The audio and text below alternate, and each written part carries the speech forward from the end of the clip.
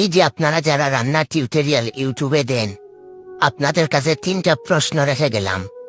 তেল আর লবণ যে পরিমাণ মতো বলেন, আমি যদি তেল আর লবণের পরিমাণ নিয়ে জানতাম, আপনাদের ভিডিও দেখতে আসতাম কেন? দ্বিতীয় প্রশ্ন, চুলায় সব বসায় দেওয়ার পর সিদ্ধ বা বাজি হওয়ার সময় আপনাদের গতকালকে রাত থেকে ভিজায় রাখা মুগ ডাল, 3 ঘন্টা আগে থেকে ম্যারিনেট করা আলু, টক দই কেন বাইর করেন? হয় এগুলো ভিডিও শুরুতে বলবেন, আর নাইলে একটা টাইম মেশিন কেনার লিঙ্ক ভিডিওতে দিয়ে রাখবেন।